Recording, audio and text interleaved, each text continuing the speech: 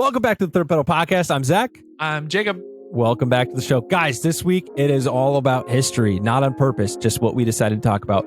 We're talking about history of seatbelts, history of stop and go lights. I think that's what they're called, traffic lights. Traffic lights, stop and go lights. First ever car accidents, and then some crazy car recalls, the largest car recalls you guys are not going to expect the last one? I don't know. You'll see. So what's going on? What's new with you? Oh man, what is new with me? Oh, I finally put some wheels on the WRX, so that was exciting. Oh, I've yeah. OEM 16-inch little guys for a while, so pretty much since I had the car, and they sit so far into the wheel wells, and I've had my eye out for like a specific look of wheel for a while, but I didn't want to drop like crazy cash to buy new stuff, so I found a good set on Marketplace, nice set of Koenigs. I forget which specific wheel they are, but 18 by 8.5. They fit really, really well. Sweet. It's crazy. Like the car's still rusty. It's still definitely like a 20 or 30 foot car, but just that addition on it makes it look so much more aggressive.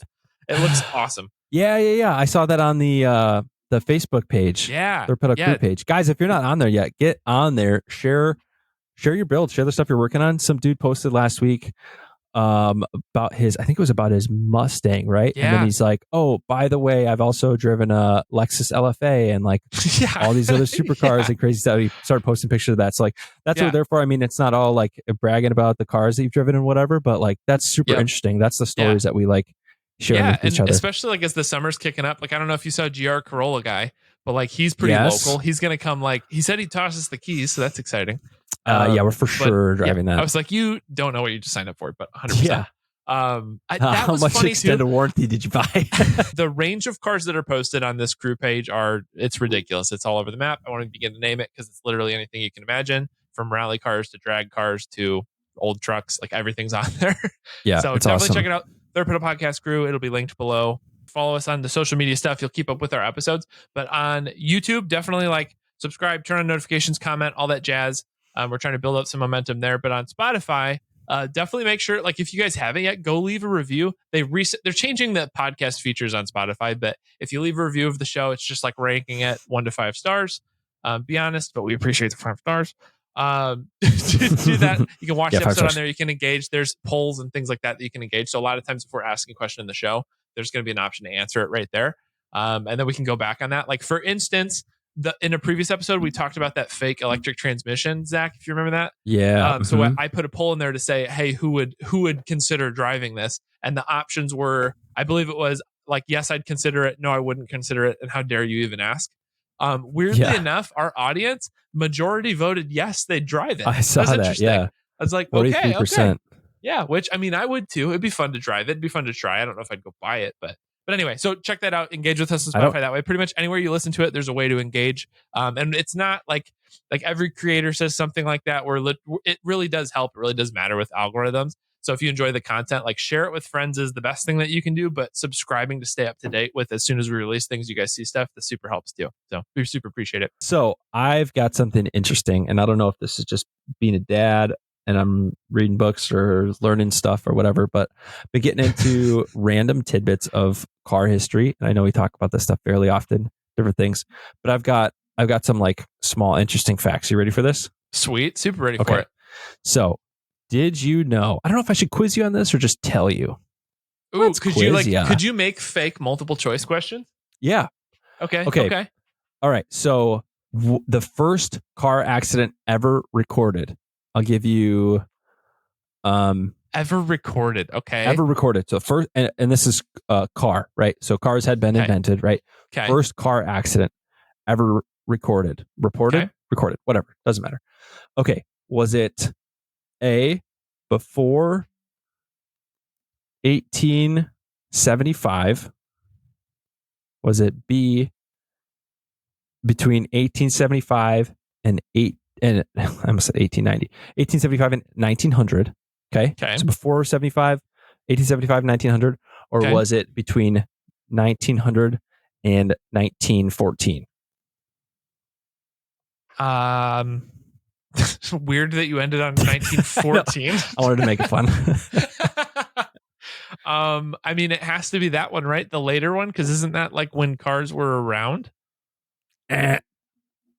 What? So When was the it? first car accident ever recorded was in Ohio in course. 1891. Really? Yeah. So Was it a car that was transporting hazardous materials that tipped over? yeah, into the Ohio River. Yes, actually, history repeats itself again. No, it was a James Lambert was the guy. They got him on blast, dude. Imagine. Nice. Okay, just a side note, sidecar on this. Yeah. I bet no Lambert has been able to drive without being made fun of. Oh yeah, I'm like, 100%. Mom, trust me, I'm a good driver. Oh, really? Your great great grandfather was the first ever person to crash a car. Your lineage disagrees. It's in your blood. So he was driving his single cylinder gasoline powered car, which had a top speed of 4 miles per hour at the time. Which, how'd you crash?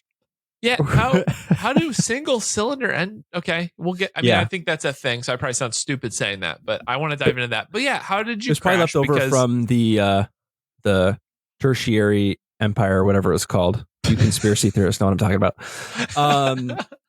4 miles per hour, maximum speed, collided with a tree root and lost control of the vehicle. Oh no, I can't stop. It's like, dude, get out and walk. Yeah. So he crashed. Listen to this. He crashed into a hitching post, which is hilarious. What?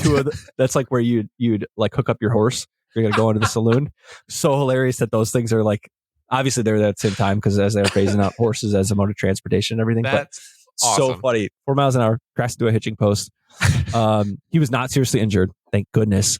Good for him. But it sparked a huge wave actually of safety regulations for motor vehicles. That's actually, I would bet 1892, the EPA or whatever. No, that's not the NTHSA or whatever. The safety one was founded. I would bet. I didn't look up that fact. That would have been a great fact to have on hand ready for this one. But I thought that was pretty funny. And it was probably because, it was because of the tree root. But if I had worded that story better, I could have led into this next fact, which is that the first traffic light was installed also in Ohio. Ohio was big in the cars. They were booming, dude. Mostly for crashing them and creating regulations. Yeah, apparently it's like doing cars wrong and then coming up with safety measures for it. It's just classic Ohio. So the first traffic light was actually installed in Cleveland, Ohio in 1914. So it took that long for them to be like, yeah, maybe we should tell people when to stop and start, stuff like that. Weird. But it was the first one. I found this super interesting. It was only a red and green light. It was like red light, green light game with your friends. But interesting. For cars with real life consequences. And it was actually manually operated by an officer. So every intersect, which I mean, 1914, how many cars were there? 12. So but a police officer had to stand at black and white anyway, too, so how did they see the red and yellow? Yeah, right. That's great. That's awesome. So it was manual operated. So anyways, but the first automatic light, which just blew my mind, just the timeline of it all. Mm-hmm. Over 100 years ago, we had the first automatic electrified traffic light. The same exact thing that we have today with the red, yellow, and green. What? Automated was invented in 1920, actually by Garrett Morgan, which we may have to do some ancestry look up here. May or may not be a relative of ours.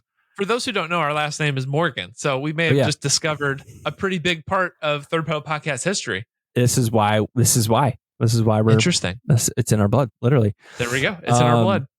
So yeah, anyways, I thought that was super interesting. That has not, because we talked about, what was it? It was like episode 40 something. We talked about the new type of traffic lights that they're trying to implement. Not trying to implement. Someone designed them. Yeah. That like whole the Sweden render of them reimagined or whatever the word that they're using for it. Yeah. Super interesting. So, but it's been 100 years. So I think I could safely say everyone who's driven ever has used those in American history, besides James Lambert, who crashed into a horse post. Apparently. That's great. Yeah. So I wonder when, see if I can find this quick. When was the first car to car accident? Car to car accident. Because if the first accident, that's hilarious. He hit a root of a tree. And probably imagine how that story got twisted. Because I can't imagine that happened and whatever. And I imagine afterwards they're like, dude, how did you total your carriage thing or whatever they called it back then? Your and he's like, carriage. oh, it's the craziest thing. I was driving and a little kid ran into the road, and I was like, well, I have to save their life. And so I swerved, and I actually broke the wooden rack and pinion in my steering column. Yeah, right. And it rode right in, and I mean, came out of nowhere. 1891. I think if a kid was running out in the street, they were probably telling him to get back at the factory. Fair. That could have been why he was yelling at somebody. Here we go. So apparently the first automobile crash in the U.S. occurred in 1896 when a motor vehicle collided with a pedal cycle rider. Weird word, but okay. Don't know what that we is. Didn't have the term bicycle until later time, apparently. And then the first... Oh, was his name James Lambert? He's just hitting everybody. Joseph. Oh, that's funny. Wait, James and Joseph? Are we talking about like BC here or something? On the way to the Last Supper. Yeah, right. Sorry, guys, I got a flat wagon wheel. I got a flat wagon wheel. I lost a spoke. That's crazy. No, some of that stuff, like, I can't believe, even looking at like aviation stuff, like some of the stuff that's like hundreds of years old or hundreds, 100 or like 50 years old or whatever. Like, it's crazy how long certain things have been around that, like, I don't know when I would have got, like, if you would have asked me when was a traffic light, that should have been a quiz too. Like, when do you think the first traffic light was invented? Was it same deal, like 19 to 1920, 1920 to 1940, 1940 to 1960, or 1960 to 1980? Which one do you think?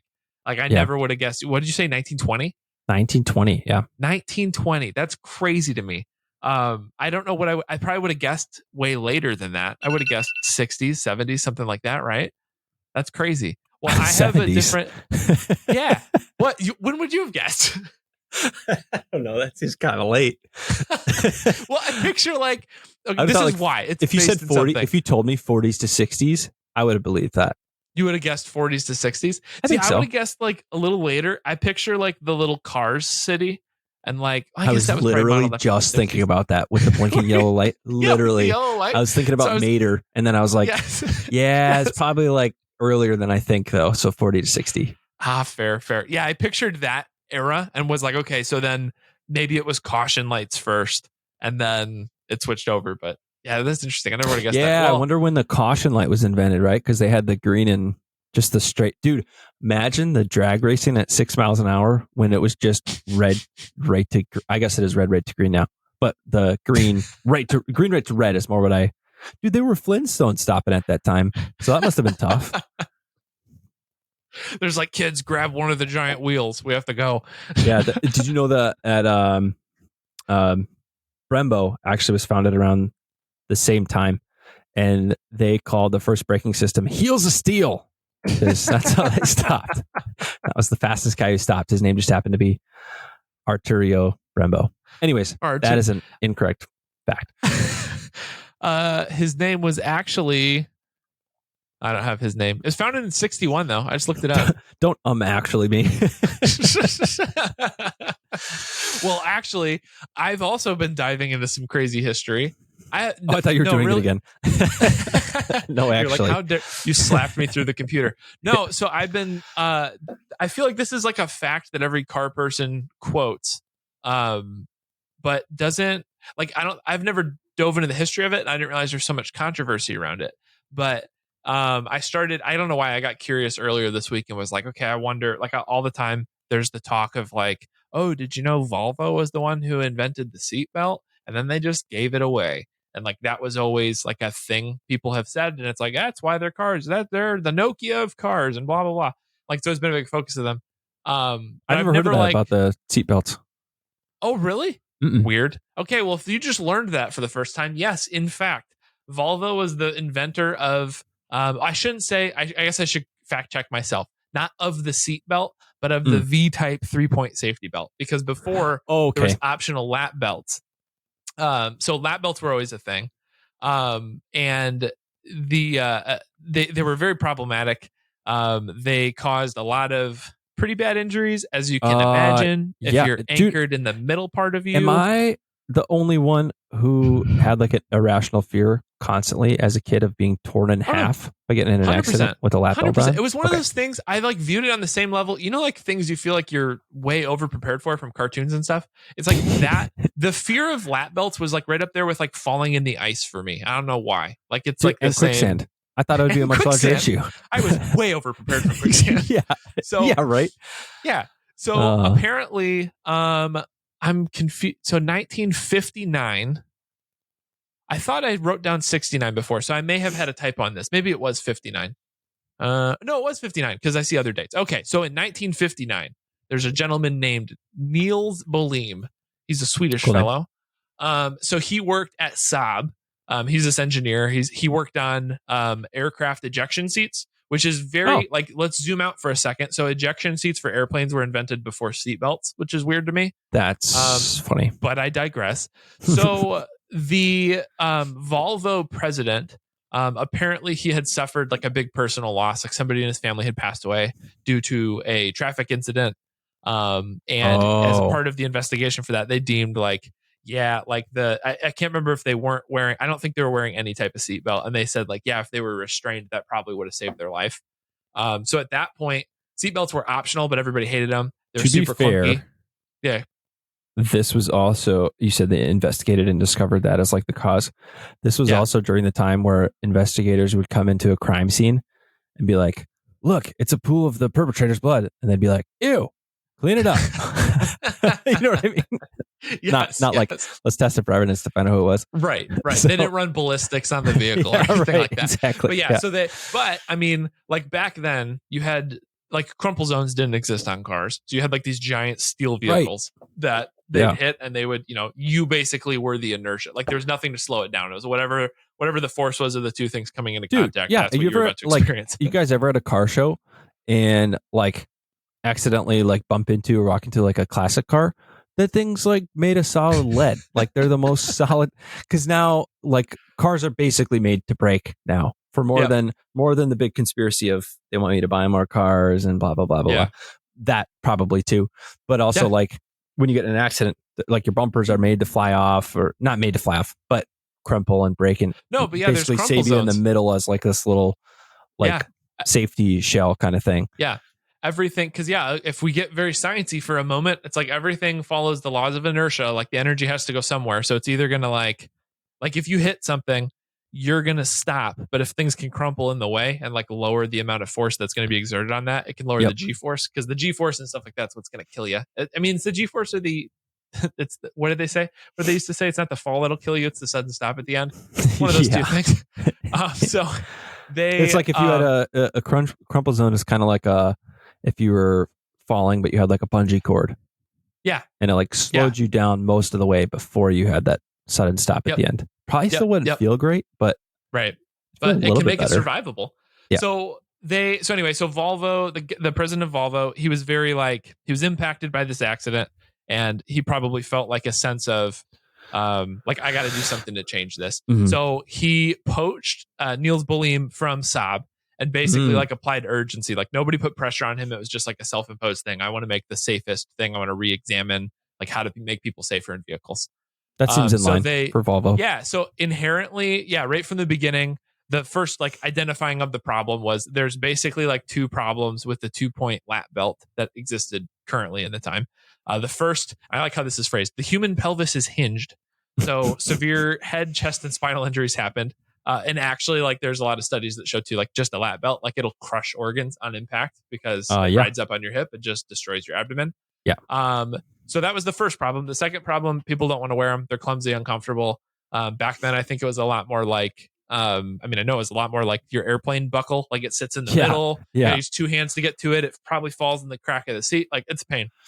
So their solution was this V-type, a 3-point. And the big key thing that I've never even really thought of with seatbelts, which must age me completely, is the whole point of it was it's one-handed to install. You don't have to reach and grab two buckles or anything. You can use one hand to sling it on and click it to enable it. Oh, I must be very inflexible.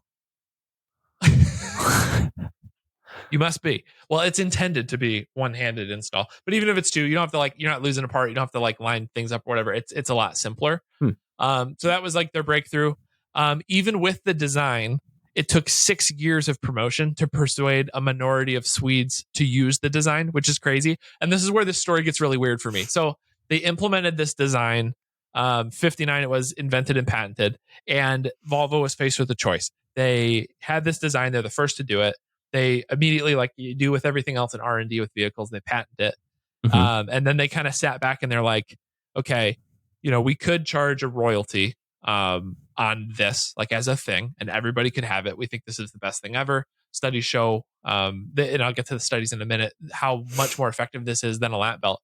But they chose to just give it to everybody. They make it open source immediately. They released it to everybody and said, hey, nobody has to license this. This is this new thing we invented, and we think it's going to change the way that vehicle safety is approached. And so they did. They That's released awesome. it to the world. Yeah, which is crazy, crazy cool. And I saw an article breaking down if they wouldn't have, what money they would have made, even if they only charged $10 per license, $10 per vehicle that used it on.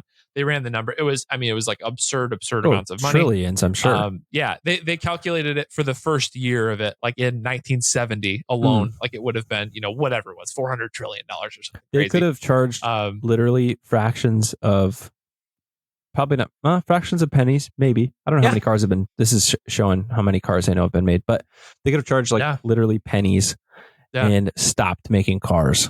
Right.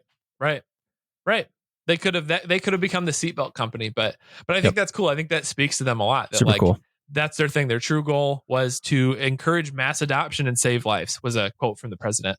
That's awesome. In 67, they're having issues getting people to adopt it, which I think is crazy because nowadays, we've been, 90s kid raised click it or ticket, and that was a thing always.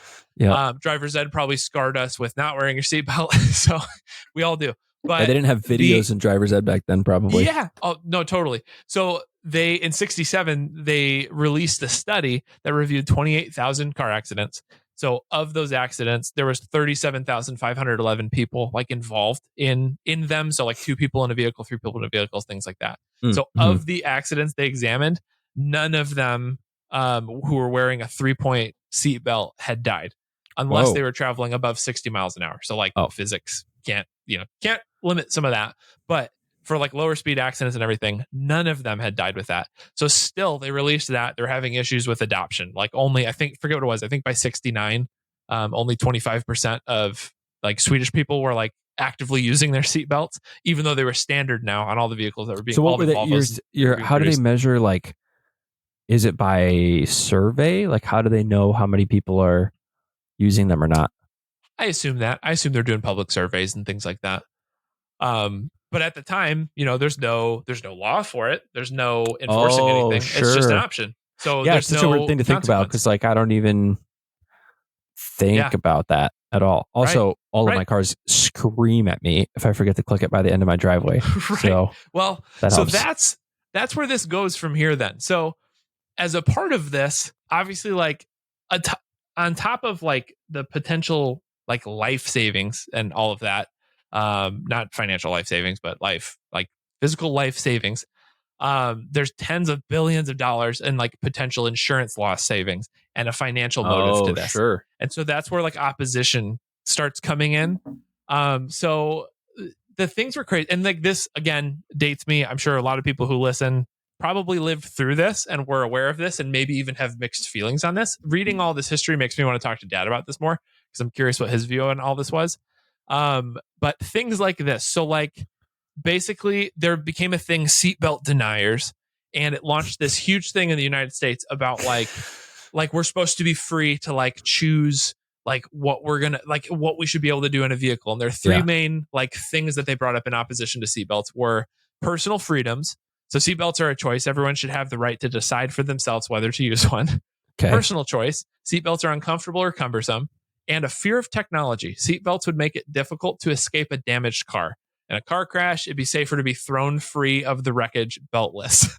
That's the argument. That sounds like someone who doesn't know what they're talking about. Yeah, it's that's why they show car accidents in driver's ed. I mean, there are there definitely are. I'm sure you've seen these. I was thinking about this when you were talking about it. Mm-hmm. Like seems like as of recent, maybe it's within the last decade or so, of Yeah. like sort of an argument for like, well, seatbelts aren't the best thing all the time. Yeah. Right. And like there's been those stories where people have like not had their seatbelts on, they had a rollover, they were thrown from the vehicle to quote unquote Yep. safety. That Yep. thrown from Yep. a vehicle can never feel Yep. nice. But Right. and then people are like, well, maybe sometimes it's okay if you don't. It's like, yeah, but what are you gonna do? Like Right. get into an accident and press pause and have like a bunch of options. Should I put it on Yeah. now? Should I take it off? What's Yes. gonna be like you don't have it's not Right. Forza. You can't go rewind and then Right. no, let me try this Right. scenario with my seatbelt. Like Right. maybe that's what's going Right. on in your head when you're sitting there in the ditch. Right. But Right. that's not that's not how that works. Right. So Yeah, it's super interesting. So it went so far, like in the 80s, a state representative in Michigan proposed a bill to fine people for not wearing their seatbelts, and he was compared to Hitler, like pretty dang. widespread. So it gets really, really weird. The legal part of this gets weird. So in the 80s, the battle over safety belts reflected widespread criticism of the government in general, like regulating a free society. The NHTSA, which you were referencing earlier, I looked it up. They were not founded until 1970. Oh, So okay. took a minute. So in 1977, they passed a new rule that put the ball in the automaker's court. They had to install some sort of passive restraint, a system that worked automatically without driver intervention that would protect a crash test dummy from damage when hitting a wall at 35 miles an hour. So that became like the standard. Oh. So the only real options at the time, this was nuts to me. The only real options at the time were either airbags or something called an automatic safety belt. So the picture every Saturn from the 90s, where when you get in the vehicle, it automatically puts the seatbelt on for you. Those are your two options. It had to have some sort of inherently you get in the vehicle, something that's there already. Wait, is that why that was created? Yeah. Oh, interesting. I thought it was someone being cute. So did I. I had no clue that this was part of that whole thing. So yeah. Let's see. Automatic safety belts that ran on the track, blah, blah, blah. So obviously automakers didn't love either option a lot because airbags were super expensive. And this whole automatic weird safety belt thing was even more expensive. On top of that, consumers were immediately concerned with the auto latch thing because they were worried about like, what happens like if you get in a car fire, if you get in an accident and you can't get out of the car or anything. So car makers agreed to add a release latch to the thing, which side note, so before that, there wasn't a release latch. That is, I'm with them now. That's terrifying. I am too. Yeah. I know. I was like, come on, it's not that bad, guys. And they're like, yeah, what if we need to get out? Do we have to cut it? I'm like, wait, what? So they added a release latch, but then drivers could easily disconnect it and it rendered the belt ineffective. So now you had a really expensive piece of hardware that was always unclicked because it was super annoying for people. It buzzed all the way up to hook in, and I'm sure it caused a bunch. I can only imagine in the 70s with micro switches and the wiring and everything. From what I've dealt with the sunroof on my Porsche, I can imagine this was a nightmare. Yeah. So those are their two options. Before any of the changes could be made, Ronald Reagan won the presidency on a promise of deregulation, especially with the automotive industry. So one of the first things he did was to rescind the NHTSA rule requiring the restraints. So immediately when he did that, insurance companies sued the administration and the case went to the Supreme Court. So now you basically had like this new president, like, hey, we're deregulating, and insurance companies like, hey, we need these because otherwise like people are getting way more hurt. We're paying a lot more money in claims. That makes sense. So weirdly, the Supreme Court voted unanimously to block the Reagan administration and they enforced the rule instead. So that rule stood. So that was the current thing. That's going to be what everybody has to do. So in 85, somebody, I'm not sure this is legislator, passed a kind of sneaky law.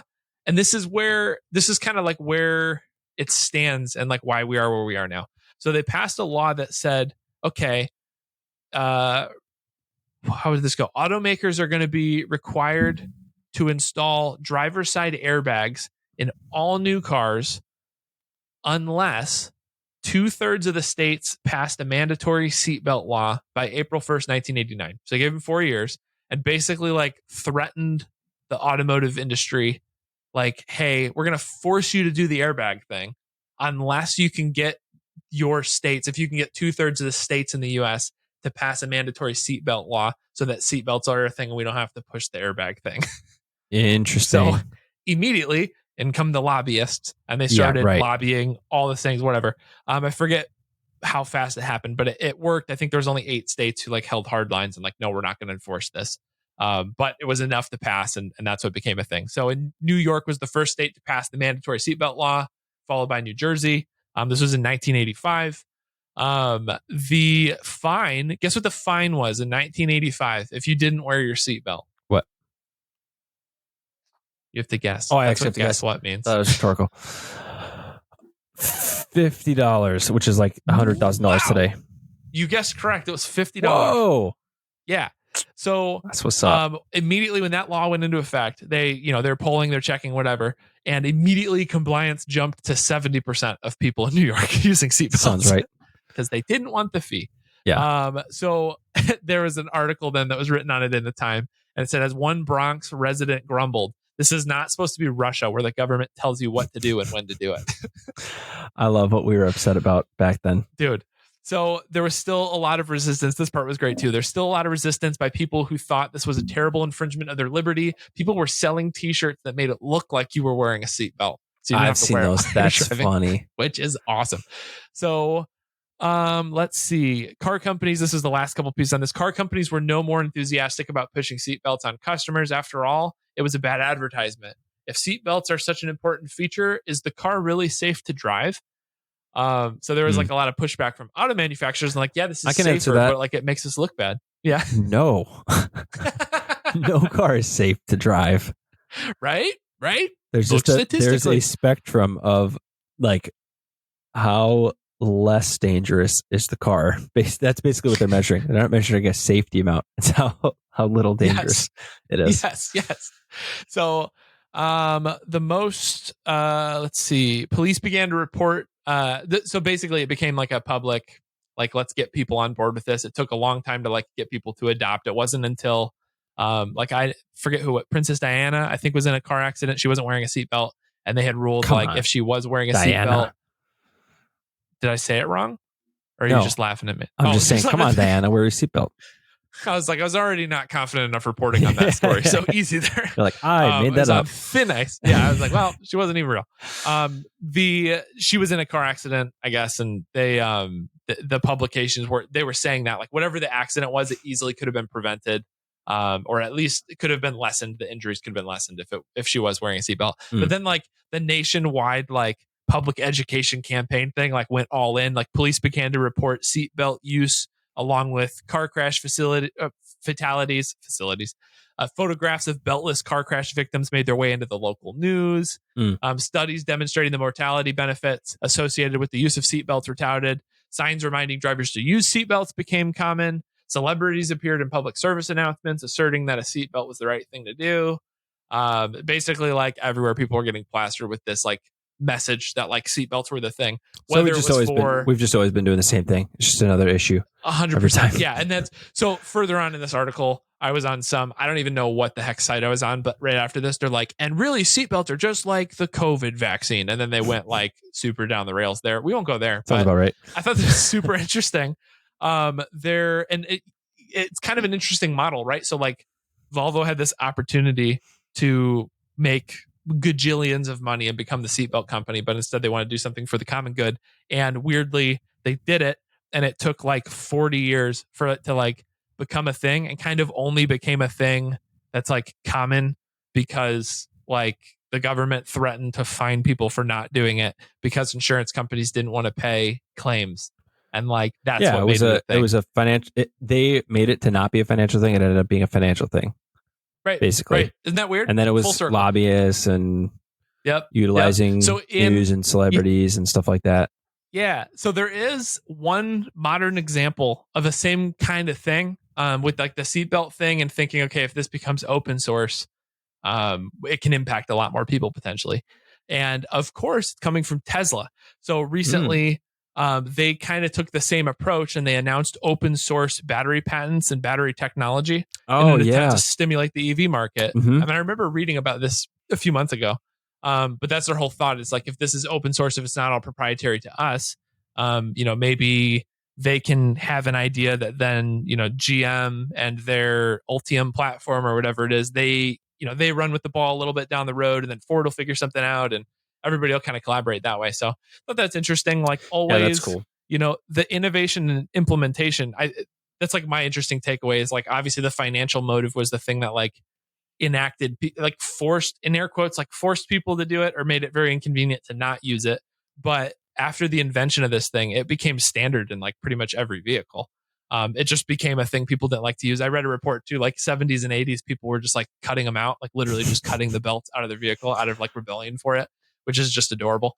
That's pretty funny. But yeah, I think that's crazy. So anyway, there's the history of the whole Volvo seatbelt debacle. They are in fact the inventors of the 3-point seatbelt, and they freely gave it away for legislators worldwide to enforce by threat of money. Yeah. So there you go. For other people to take advantage of it for their own financial gain.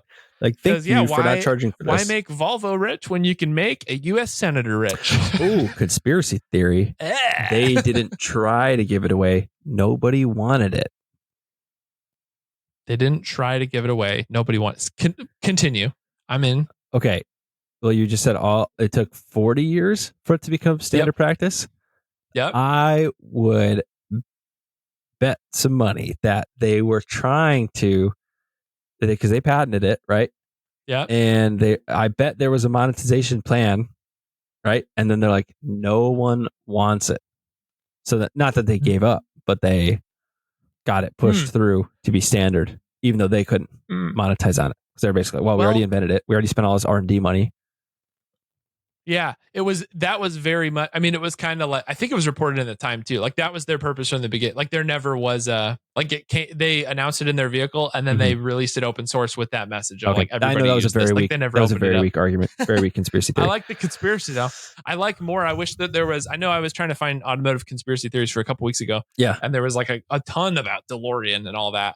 And I'm just like, I'm surprised that there wasn't some weird confiscation thing, or I don't know what it would have even been to like try to make something like this a thing. But yeah, I don't know. It's just funny. It's interesting to read all the thing. And I was reading another article about it that was talking about, it was a modern day politician who was asked to critique it and say like, if he thought it was constitutional and all that kind of stuff. But then they were asking him about, it was crazy that people didn't want it. Like it was crazy that this was the whole thing and people would wear, like the shirts with the fake on it or whatever. And this report, I think, was happening before COVID and all that stuff. But even then, they were asking him like, yeah, it's crazy. It's just nuts that they didn't want to do it. And he's like, the guy was like, can I be honest? Like, I think if we tried to pass something like this right now, it wouldn't happen. Like, there's no way it could happen now. It's only worse now than it was then, politically divisive. Sure. So there's like no way something like that would pass nowadays. It's kind of a miracle it did when it did, because it saved so many lives. And so I know it's interesting. As somebody who's typically mostly not a fan of government involvement in anything, it's like an interesting one that like the government, it's like, hey, you have to have these things, otherwise we're going to fine you for using our roads to not do it. So it's weird. Yeah, that seems like, and maybe it's just because it's something we've lived with for a long time. Because, like you said, we should talk to Dad about that. See what he lived through that curious. As a driver. Because also he's kind of the attitude I feel like that would be like, yeah, they're not gonna like. What do you think they're gonna do? And like, I could see his Trans Am fine you $50. I don't know though. That's what they're gonna do. Yeah, it's that simple. That is exactly. They said so funny it already, which is 1/6 of the cost of your charger when you bought it. Yeah, that's actually exactly correct. It's funny. Nowadays, like it's so like I don't even think about it, right? And now there's the chimes, and I'm sure that was a legislation thing, as well as airbags in the passenger and driver's side and blah blah, all that stuff. You can't even buy a car today. I don't think. Someone send me if you can buy one in the U.S.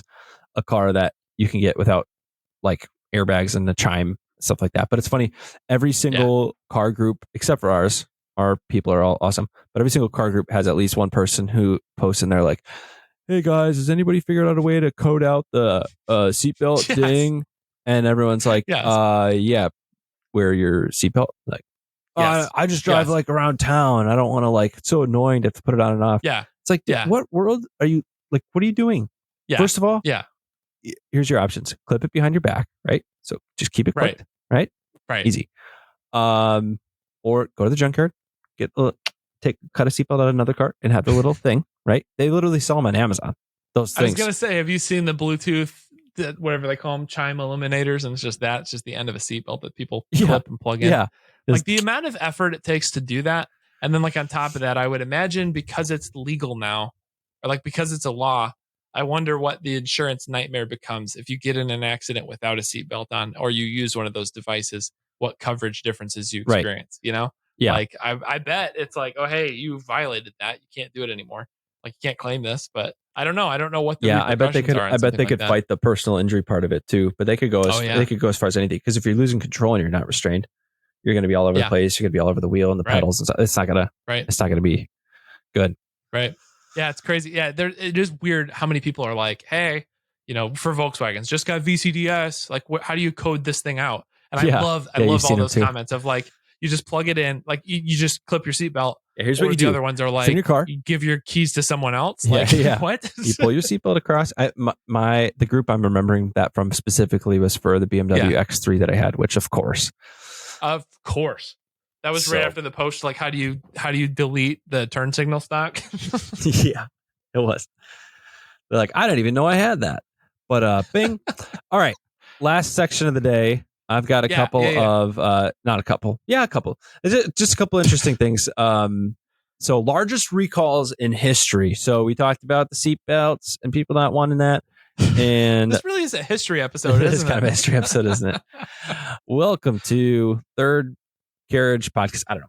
I didn't think of anything. We'll cut something in if I think of something. Third Century Auto. There it is. That works. That actually sounds like a car insurance. Third Century. That sounds like a car insurance. It sounds like where you go get like a pretty terrible rate on an automotive loan. Yeah, just 2,700 payments in 1999. Okay, so largest car recalls. Okay, so this is a very, very long list, right? Because it went from like 4 recalls to 60 million recalls. So I took out a few that I thought were kind of interesting. I wanted to tell you. Okay. Cool. 2 of them are Ford, but those are the most, maybe interesting isn't the right word, but probably the most iconic. And some of you guys might even remember this stuff. I knew this about the first one here. So Ford Pintos, they recalled 1.5 million vehicles out of 2 million cars in production. So like a big chunk if we're looking at percentages of their cars. Because I had no idea. If you were to ask me how many Ford Pintos were made, I'd be like, I forgot that was a car. So out of 40, 2 million, so 75% of their vehicles were recalled in the 10 years of production, I think it was. Anyways, I knew this about Pintos. I don't know why. It was just probably something Dad had mentioned when we were looking for our first cars, cruising through Craigslist back in the day. We probably found a bunch of cheap Pintos, and he's like, "No, those things blow up." So that was the problem. Is they had a gas tank issue that would leak fuel and, of course, ignite and catch fire. So they didn't. They didn't really blow up. That was that was like a little bit of fabrication, but they had a bad reputation after that for the faulty parts. Holy cow. And there were deaths recorded from it too. Oh, so man, like it was really? pretty serious, right? Yeah. But yeah, so that's Ford. Wow. First Ford. Okay. Next one's Volkswagen. Okay. And I had to pause to read the date again real quick. Big one? No. That's what I was going to say. So this is not Dieselgate. Not the one I've been involved in. Right. So this was Wipergate, the earliest recall issue with Volkswagen. So this was between 1947 and 1969, and they recalled 3.7 million Volkswagen Bugs, which just shows the popularity of that car during that time. It was like maybe one of, like, you probably saw them one every like 3 cars, more or less. Wow. I didn't know that there was like recalls back then. I didn't know that there was that many Beetles back then. That's insane. Yeah, I wonder if Grandpa Morgan had to have a recall done on his Beetle. Probably. It was a lot of that. That was a big, I don't have the exact production years or how many they made during that time, but I'm guessing that was a big chunk of it. Wow. So the issue with it was the windshield wiper was it's just screwed like they are now. I don't know if you guys have ever had to change like a wiper arm. It's kind of a pain in the butt. It's like fitted, pressed on nowadays anyways, like plastic usually. Yeah. And then a nut and then like a cover cap on it or whatever. Mm-hmm. So then it was just, pressed steel and it was just screwed on. So there's an issue where the screw would just always come loose on these models for the 22 years that they made them.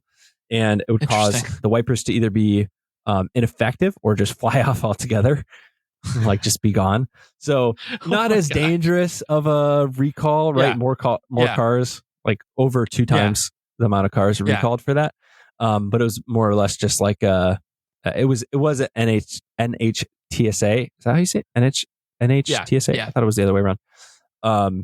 Like recall that they Mhm. did, but it wasn't like it wasn't killing people or whatever. There weren't windshield wipers like flying through people's cars like arrows and stuff like that on the highway. Yeah. Because they can only go 42 miles an hour. So it wasn't really hurting anybody at that point. But it's always interesting. Also, before I move on to another Ford recall, another fun fact about the Beetle. Did you know that the Volkswagen Beetle was first made by Ferdinand Porsche himself? It was designed by him. Yeah. Okay. It was actually commissioned by Adolf Hitler. So, anyways, next car. Ford again, back to America. Two-time World War II champs. Suck it. 1972. Yeah, what is the Stefano's thing? Back-to-back World War champs? That's what it is. Back-to-back World War champs. Suck it, the rest of the world. Speaking of Hitler, so America. Yeah, jeez. We're getting like 25 strikes this episode. I got to change the LED behind my monitor to not be red right now. Yeah. Change that. Like, share, and subscribe, please. So Ford, speaking of seatbelts, if you scroll back 5 minutes, we were talking about seatbelts. In 71, so Ford recalled nearly every car it made between 1970 and 1971 model years. They had a defective shoulder harness that could cause seatbelts to fail. So if I'm reading this right, I believe this was so 1970 to 1971. I'm just trying to think of what you were talking about with the seatbelt times. This was before this was in place, right? That they needed to be this V shoulder strap thing. Because from my understanding, reading this, I didn't get like pictures of it or anything. I couldn't find a ton. It was 2 belts though, so it was like a shoulder belt and like a lap belt thing. Well, they used to, so I think that was an option for people too. There used to be, because I remember, I feel like I've been in cars that had that, where it was it was a waist belt, but there was an additional shoulder belt you could bring down. Yeah, that's what it was. But the Volvo thing was just, it was a one-piece V design. But it wasn't until 77 that it became like it started to become law for places, but it did become a standard feature on like all vehicles to like have them. So it wasn't a law at this point, but interesting that they recalled it before there was a law requiring it. It's interesting. Yeah, so it was a dual belt system basically, right? So it wasn't the standard V belt. Interesting. And they did a survey, which now makes sense. I was like, this is stupid that people didn't know, but they did a survey that less than 5% of the drivers and front seat passengers actually used the shoulder belts. So that had like less than 5%. Yeah. So that had led to basically the lap belt issue was like an overuse issue because they weren't using both of them. So it had been breaking because of that. So anyways, that was, let me see how many vehicles do they say? No, they didn't say, but all vehicles basically they made from 1970 and 1971. They had to recall those. It's bizarre. So Ford's on here twice. I mean, there was other cars on this list, but I got just one last one I thought would be good to go through. So Pontiac, they actually recalled 100%. So this is the only one that, because Ford recalled nearly every car, so not all of them. So this is the only one on the list that was 100% of the vehicles had to be recalled.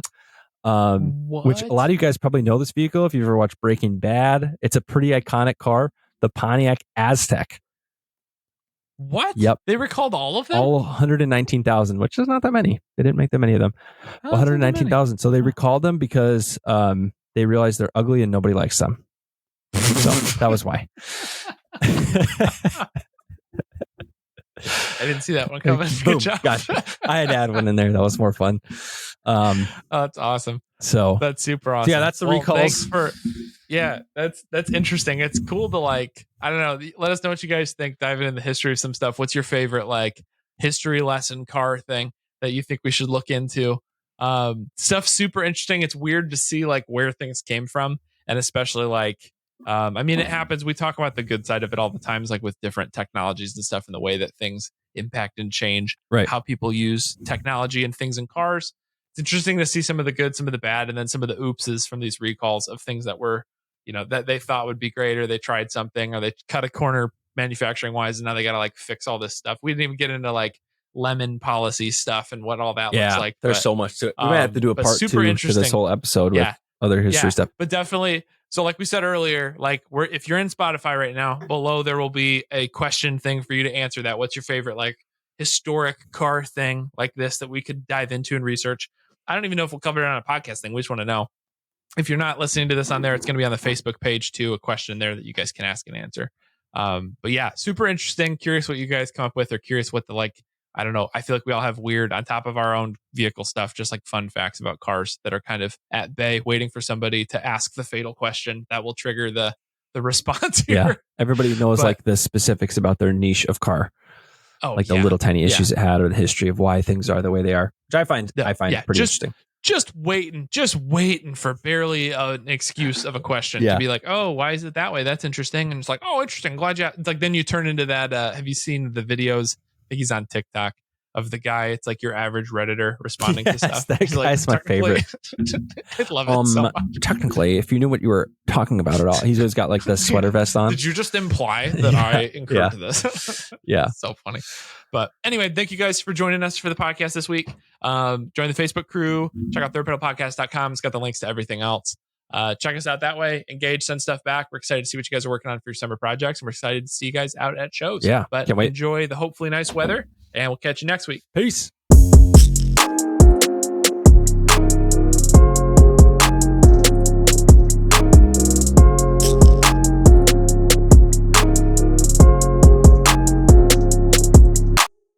Ready? Okay.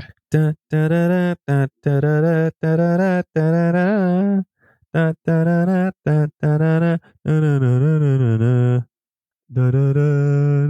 there's like a whole bridge thing too. Yeah. Dude, I hear that song in my head at least once a week.